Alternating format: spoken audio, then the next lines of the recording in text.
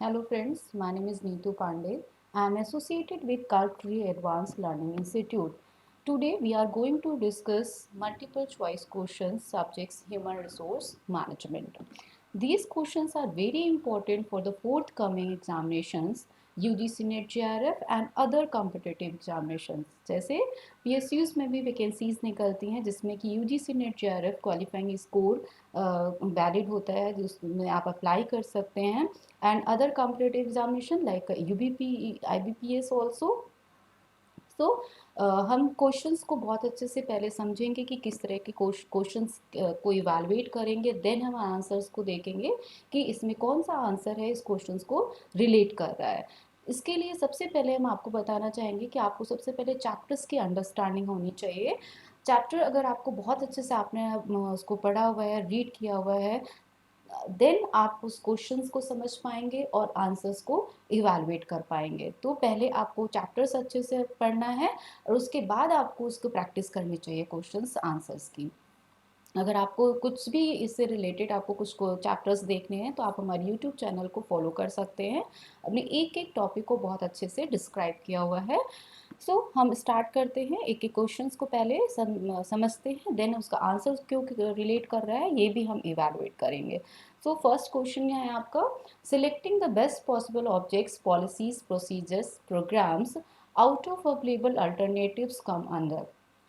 Question क्या कह रहा है कि आपके जो पॉलिसीज़ हैं, प्रोसीजर्स हैं, प्रोग्राम्स हैं, पॉसिबल ऑब्जेक्ट्स हैं, वो जो फंक्शंस दिए हुए हैं, ये फंक्शंस मैनेजरियल फंक्शंस हैं, इसमें किस फंक्शंस में ये सारी प्रिपरेशन की जाती है। तो आंसर क्या होगा, guess. Answer is planning. Planning के अंदर ही हम सबसे पहले ऑर्गेनाइजेशन जो होती है वो प्लानिंग फंक्शन में ही डिसाइड करती है कि पॉलिसीज़ क्या होंगी ऑर्गेनाइजेशन की, प्रोसीजर क्या होगा, कौन कौन से प्रोग्राम्स कंडक्ट किए जाएंगे। आपको प्लानिंग समझनी चाहिए पहले, प्लानिंग में क्या होता है, देन हम इस आंसर को इवेलुएट कर सकते हैं। Next question, which of the following activities is associated with coordination of work in the business organization? सबसे पहले आप क्वेश्चन समझिए, क्वेश्चन क्या कह रहे हैं। क्वेश्चन है कि ऐसी बिजनेस ऑर्गेनाइजेशन में कोऑर्डिनेशन एक्टिविटी जो है वो इन फंक्शंस में, जो कि आपके फंक्शंस ऑप्शन में दिए हुए हैं, किससे एसोसिएटेड है। इसका आंसर क्या होगा कि किससे एसोसिएटेड है आपकी coordination activity. Answer is organizing. Organizing आपका वो फंक्शन है जिसमें कि कोई भी ऑर्गेनाइजेशन डिपार्टमेंट्स, कौन सा डिपार्टमेंट किससे कोऑर्डिनेट करेगा, कौन कौन से डिपार्टमेंट्स होंगे, किस डिपार्टमेंट में कौन सा वर्क किया जाएगा, फ्लो ऑफ वर्किंग क्या होगी, कौन किसको रिपोर्ट करेगा, ये सारा आपका जो भी फंक्शंस हैं ये सब ऑर्गेनाइजिंग के अंतर्गत आते हैं। Next question, first of all question discuss करने के पहले इसी से रिलेटेड कुछ हम आपको इम्पॉर्टेंट टर्म्स हैं जो कि एग्जाम्स में बहुत पूछे जाते हैं, उन टर्म्स को एक्सप्लेन करते हैं। टर्म्स दैट मीन्स कि कुछ ऐसे शॉर्ट फॉर्म्स हैं जो कि आपके इसी चैप्टर से रिलेटेड है। शॉर्ट फॉर्म्स के फुल फॉर्म क्या होंगे, ये टर्म्स किसने दिया है, ये आपको पता होना चाहिए। टर्म क्या है, POSDC। POSDC का फुल फॉर्म क्या होगा, planning, organising, staffing, directing and controlling. It's very simple. यहाँ किसने दिया हुआ है, answer is Koontz O'Donnell. These terms are given by Newts O Doniel. No, next term POSDCORB, इसी का एक्सटेंशन फॉर्म है। POSDC का एक्सटेंशन फॉर्म है POSDCORB। इसका फुल फॉर्म क्या होगा, let's guess. Full form is planning, organising, staffing, directing, coordinating, reporting and budgeting. Students हमेशा confuse हो जाते हैं आपके POSDC में सी का दैट मीन्स यहाँ पर क्या है, कंट्रोलिंग, बट इसके एक्सटेंशन फॉर्म में जो आपका CO है ये कंट्रोलिंग नहीं है, क्या है ये, कोऑर्डिनेटिंग। ये आपको बहुत अच्छे से याद रखना है। नेक्स्ट, ये दिया किसने है, ये terms, this term is given by Luther Gulick and Urwick. ये जो टर्म है ये लूथर गलिक एंड उर्विक ने दिया हुआ है। ये आपको बहुत अच्छे से लर्न करना पड़ेगा, इसमें आपको मतलब ये टर्म्स का फुल फॉर्म एंड ये टर्म्स किसने दिए हुए हैं। नेक्स्ट, POC3 का फुल फॉर्म क्या होगा, planning, organizing, coordinating, controlling and commanding, इसका फुल फॉर्म।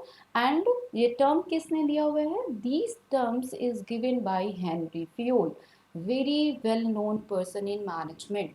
हेनरी फ्यूल के आपके 14 principles of management also given by the Henry Fayol, जो कि एग्जाम्स में कई बार पूछा गया है, सो आपको ये पता होना चाहिए। Next term is POAC। POAC term is given by George R Terry. इसका फुल फॉर्म क्या होगा? Full form is planning, organizing, actuating and controlling.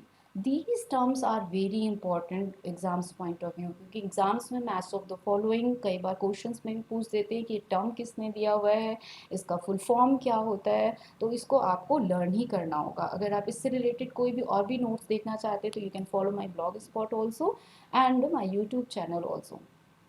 Next, now let's we start the questions. For next questions, who among the following is not the supporter of classical theory of organization? Question क्या कह रहे हैं, सबसे पहले आप ये समझिए कि क्लासिकल थ्योरी जो है उसमें ये जो भी नीचे थिंकर्स दिए हुए इनमें से कौन से हैं जो इससे एसोसिएटेड नहीं है, इसके सपोर्टर नहीं है क्लासिकल थ्योरी के? तो आंसर क्या होगा? Answer is B, Elton mayo.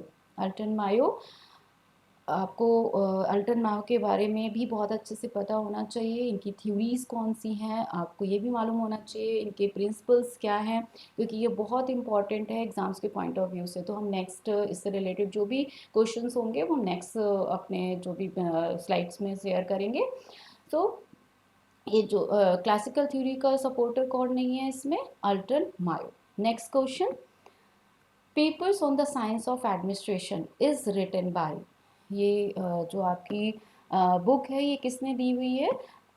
Options क्या क्या हैं? Luther Urwick, Luther Gulick and MP Follett. So answer क्या होगा इसका? B, Luther Gulick. Next question, to review job description is the major function of. Job description किसका function है? Option से supervisors, HR department, employee, all of these. Guess इसका answer job description. Job description हम बहुत अच्छे से exams में भी कई बार क्वेश्चन आते हैं कि जॉब डिस्क्रिप्शन और जॉब स्पेसिफिकेशन में क्या डिफरेंस है, ये किसका फंक्शन है। सो ये फंक्शन किसका होता है जॉब डिस्क्रिप्शन का? आंसर, गैस आंसर क्या होगा? Answer is see that means कि HR डिपार्टमेंट। HR डिपार्टमेंट का मेजर फंक्शन क्या है? Job description. Next, leadership is the activity of influencing people to strive willingly for group objective. The definition of leadership has been given by, exams में कई बार definition भी पूछते हैं कि definition किसने दी हुई है, तो ये आपको लर्न करना होगा कि कौन सी डिफिनीशन किसने दी हुई है। ऑप्शंस क्या क्या हैं? Carey O'Donnell, George R Terry, Irving R Weschler and Fred Massarik. Answer is George R Terry, answer is C. Next question, social psychology theory propounded by. Options क्या क्या ऑप्शंस है? Robert Hoxie, Marx, Henri Fayol, none of these. Guess answer क्या होगा इसका? Robert Hoxie, answer is A. आपको ये बता दें कि एग्जाम्स में इस तरह के कम से कम आपको 4 to 5 क्वेश्चंस ज़रूर मिल जाते हैं कि कौन सी थ्योरी किसने दी है। अगर क्वेश्चन नहीं होंगे तो मैच ऑफ द फॉलोइंग में दिया होगा। तो आपको इस तरह ये आपके 100% आपको एग्जाम्स में आते ही हैं, तो इनको आप बहुत अच्छे से एक लर्न कर लीजिए कि कौन सी थ्योरी किसने दी हुई है, कौन सा कॉन्सेप्ट किसने दिया हुआ है, कौन सी थ्योरी से कौन से थिंकर्स एसोसिएटेड हैं। बहुत इंपॉर्टेंट है एग्जाम्स के पॉइंट ऑफ व्यू से। Next question, plan development program will return values to the organization in terms of. Options, सबसे पहले हम क्वेश्चंस को समझते हैं क्या कह रहे हैं। कह रहे हैं कि जो प्लान डेवलपमेंट प्रोग्राम्स होते हैं वो ऑर्गेनाइजेशन कंडक्ट कराती है तो उनको किस टर्म में बेनिफिट प्रोवाइड करते हैं, किस टर्म में वो रिटर्न उनको बेनिफिट मिलता है। तो ऑप्शंस क्या क्या है? Increase productivity, high morale, reduced cost, all of the above. As increase productivity that means कि जो डेवलपमेंट प्रोग्राम्स के ऑर्गेनाइजेशन कंडक्ट कराती है वो क्यों कराती है, सबसे पहले तो आपको ये समझना चाहिए। सो डेवलपमेंट प्रोग्राम्स के थ्रू क्या है, plan development programs organization conduct कराएगी तो क्या होगा, उससे प्रोडक्टिविटी इंक्रीज होगी। जब डेवलपमेंट प्रोग्राम्स होंगे तो एम्प्लॉयज़ का मोरल भी हाई होगा, और बेस्ट वे में जब डेवलपमेंट प्रोग्राम्स कंडक्ट कराए जाते हैं तो इफ़िशिएंसी एम्प्लॉयज़ की बढ़ती है और उनको बेस्ट मेथड के बारे में पता चलता है। तो उससे और क्या होगा, then when they are like doing work in best manner, तो उससे उनकी कॉस्ट भी रिड्यूस्ड होती है।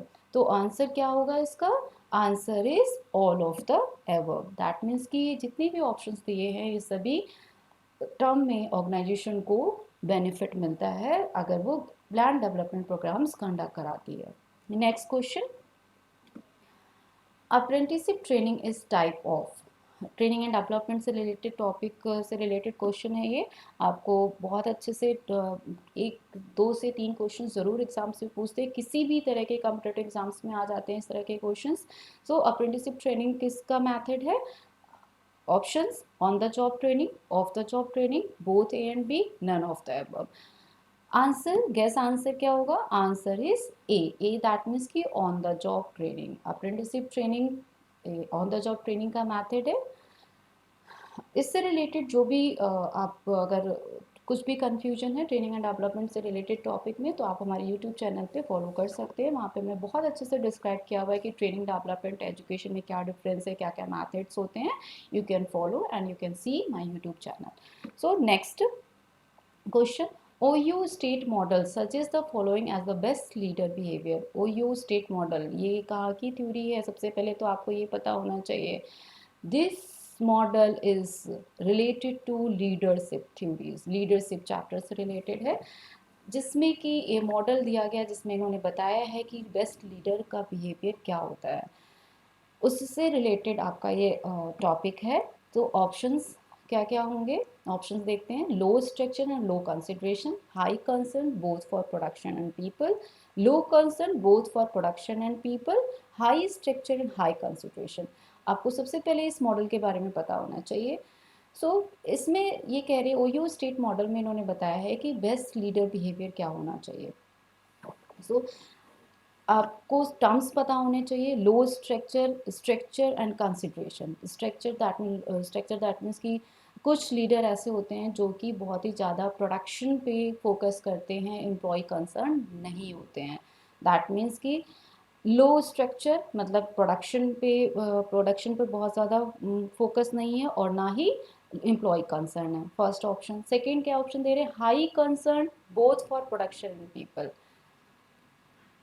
कह रहे हैं कि बहुत ही ज़्यादा प्रोडक्शन और पीपल दोनों पर बहुत ही ज़्यादा हाई कंसंट्रेशन है। Second third option, low concern both for the production people, कह रहे हैं कि ना ही प्रोडक्शन पे बहुत ज़्यादा फोकस है ना ही एम्प्लॉयज़ पे बहुत ज़्यादा फोकस है। Last option, high structure and high concentration, that means कि वो प्रोडक्शन बेस्ट लीडर वो है जो कि बहुत ही ज़्यादा प्रोडक्शन पर भी फोकस कर रहा है और साथ साथ में हाई पीपल कंसर्न भी है, एम्प्लॉय से भी बहुत ज़्यादा कंसर्न रखता है। तो ऑप्शन क्या होगा इसका, option is D, that means कि high structure and high consideration. Next question, sensitivity training is a part of, ये भी आपका next same like topic training and development का है। क्वेश्चन, सेंसिटिविटी ट्रेनिंग किस का पार्ट है, in house development, behaviour modelling, organisation development, none of the above. बहुत question इस तरह का क्वेश्चन बहुत एग्जाम से पूछते हैं और इससे रिलेटेड बहुत क्वेश्चंस आ चुके हैं एग्जाम में। सो ऑप्शन क्या होगा, आप एक बार इसको गेस करिए। Guess, answer is B, organization development. जो सेंसिटिविटी ट्रेनिंग है ये आपकी मैनेजमेंट डेवलपमेंट ट्रेनिंग में प्रोवाइड की जाती है। Next question, the mechanistic theory of organization is also known as, mechanistic theory जो है वो उसका और अदर नेम क्या है और किस नाम से जानी जाती है, बहुत ही इंपॉर्टेंट क्वेश्चन है। Bureaucratic theory, scientific management, behaviourist theory and classical theory. Option is C, scientific management theory. Mechanistic theory, scientific management theory को मैकेनिस्टिक थ्योरी भी कहते हैं। नेक्स्ट क्वेश्चन,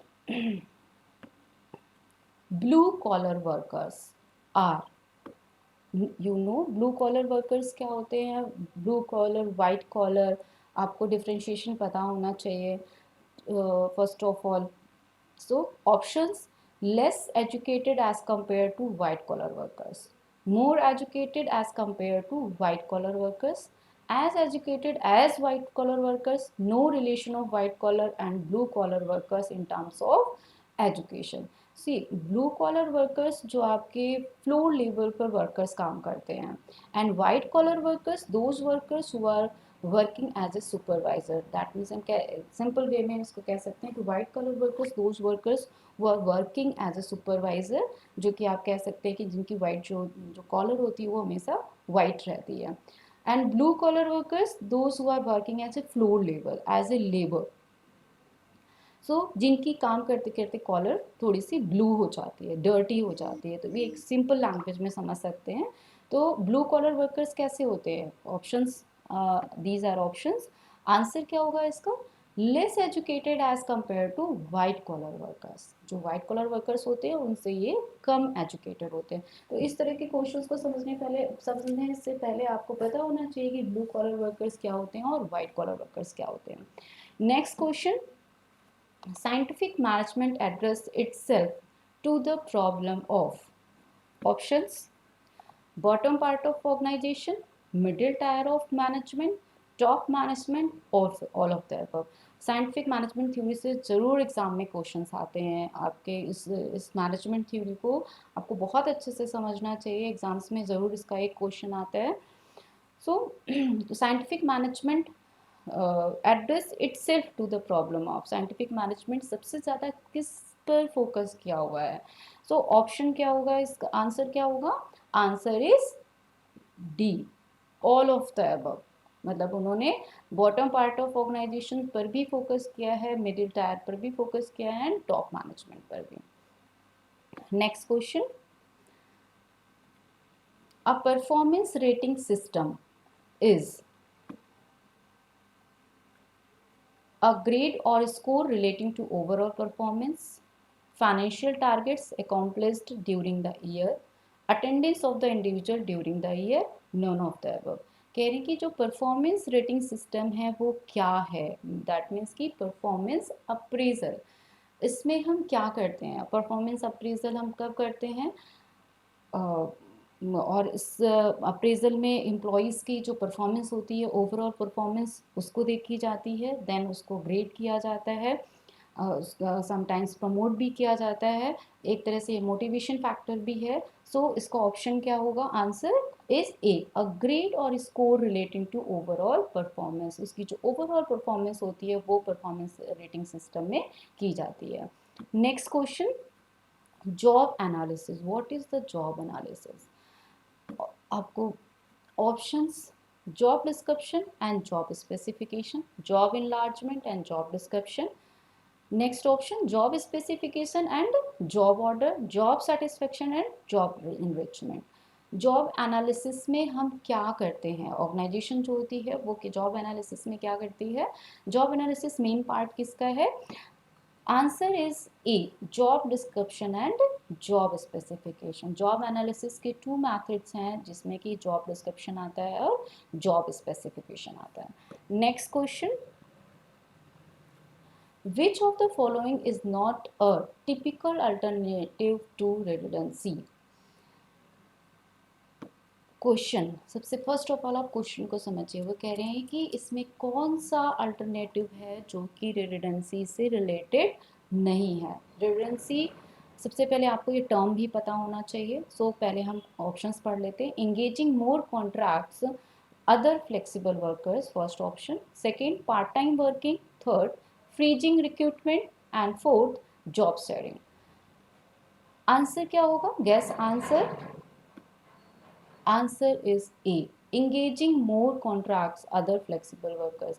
ये जो ऑप्शन है ये रेजिडेंसी का अल्टरनेटिव नहीं है. रेजिडेंसी मीन्स क्या है? सबसे पहले तो आपको ये समझ में आना चाहिए. तो पहले हम रेजिडेंसी समझाते हैं कि रेजिडेंसी क्या है. नेक्स्ट आपको उसका एक्सप्लेन करते हैं. पहले हम ये क्वेश्चन कर लेते हैं. What is mean by the acronym LIFO? LIFO का फुल फॉर्म क्या है? last in first out, placed, first option. B, latest in the first out. C, last in first out. And D, last in fastest out. इसको ये कब use की जाती है, ये भी आपका इसी रिडंडेंसी से ही रिलेटेड है. सो लीफो, दैट मीन्स कि इसका ऑप्शन क्या होगा. Option is guess. आंसर क्या है इसका. Answer is C, last in first out. That means कि जब जब भी ऑर्गेनाइजेशन होती है वो रिडेंसी करती है या किसी भी एम्प्लॉय को लाइक अगर उसका कॉन्ट्रैक्ट बीच करती है या निकालती है ऑर्गेनाइजेशन से, तो उसमें पहले वो किस एम्प्लॉयज़ को पहले निकालती है. Last in first out. That means कि जो लास्ट में आया है उसको पहले ऑर्गेनाइजेशन फायर करती है. सो एलिफो का जो ऑप्शन फुल फॉर्म होगा that is last in first out. So let's we discuss residency word. ये इस समय बहुत, ये टर्म वैसे भी अभी भी इस टाइम पर बहुत ज़्यादा लाइक इम्पॉर्टेंट है बिकॉज ऑफ द लाइक अभी जो फाइनेंशियल क्राइसिस चल रही हैं उसमें इस तरह के एक्टिविटीज़ ऑर्गेनाइजेशंस बहुत ज़्यादा कर रही हैं. तो ये टर्म भी समझना बहुत ज़रूरी है कि इस टर्म एक्सप्लेन करते हैं कि टर्म क्या है.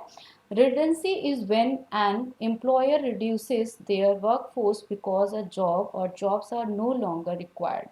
Redundancy जो है एम्प्लॉयर वो तब करता है जब बहुत ज़्यादा उस जॉब की रिक्वायरमेंट नहीं होती है, वर्क फोर्स की रिक्वायरमेंट नहीं होती है, तो ऑर्गेनाइजेशन जो है वो जो एम्प्लॉयर है वो अपनी जॉब, अपने यहाँ के जो एम्प्लॉयज़ हैं उनको बाहर करता है या कॉन्ट्रैक्ट ब्रीच करता है कि अब हमें इस जॉब की ज़रूरत नहीं है, तो वो उसको निकाल देता है. सो इसको हम अदर्स एक्सप्लेन कर सकते हैं अदर टर्म में भी. Termination of employment due to the redundancy is a form of dismissal by the employer. That means कि जो एम्प्लॉयर जो है वो अपने एम्प्लॉयज़ को या एम्प्लॉयमेंट को, जो भी एम्प्लॉयज़ है उसके यहाँ, उसको टर्मिनेट कर देता है. And however rather than being a fault based dismissal, it is usually caused by factors such as economic condition, business efficiency और technological development. जो redundancy होती है ये basically जो term है, ये जो employer है वो बहुत सारे reasons हैं जिसकी वजह से वो इसका यूज़ करता है. या economic condition company की अच्छी नहीं है, business बहुत ज़्यादा effective नहीं है, business एंड टेक्नोलॉजिकल हो सकता है, टेक्नोलॉजी डेवलपमेंट और उस तरह की जॉब जो एम्प्लॉय है उसकी ज़रूरत नहीं है उस एम्प्लॉयर को, तो वो इस तरह के लाइक एक्टिविटीज़ को फॉलो करता है. हम इसको ऐसे भी समझ सकते हैं कि residency, what is the residency, discontinuous of business. May be उसने उस बिज़नेस को बंद करना है या उस बिज़नेस को किसी नए लोकेशन पर ले जाना है, तो भी जो ऑर्गेनाइजेशन है वो जो एम्प्लॉयज़ को बाहर निकाल देते हैं या उनको फायर कर देते हैं. या termination of employ contract. Residency का एक टर्म ये भी है कि जो एम्प्लॉय का कॉन्ट्रैक्ट होता है, एम्प्लॉय कॉन्ट्रैक्ट दैट मीन्स कि हो सकता है कि जो एम्प्लॉय कॉन्ट्रैक्ट हो वो 1 ईयर के लिए हो या 6 मंथ के लिए या 2 ईयर के लिए. तो जब उनका कॉन्ट्रैक्ट कंप्लीट हो जाता है तो भी उस एम्प्लॉय को टर्मिनेट कर दिया जाता है. नेक्स्ट और क्या हो सकता है, कंपनसेशन ऑफ एम्प्लॉय. वो उस एम्प्लॉय को कंपनसेशन देकर भी वीआरएस के थ्रू या अपने नेक और भी उनको एक फुल ऑफ अमाउंट देकर भी उनको सेटिस्फाइड करके जॉब को टर्मिनेट कर दिया जाता है. तो this term is very important now in this scenario. Like बहुत सारी एक्टिविटीज़ हैं जो ऑर्गेनाइजेशंस हैं जो इस तरह की एक्टिविटी को फॉलो कर रही हैं due to the financial crisis. Next question, is continuously creating and upgrading organizational knowledge in order to maximize the returns from its knowledge asset. सबसे पहले क्वेश्चंस को समझते हैं. क्वेश्चन क्या कह रहे हैं कि is continuously creating and upgrading organizational knowledge.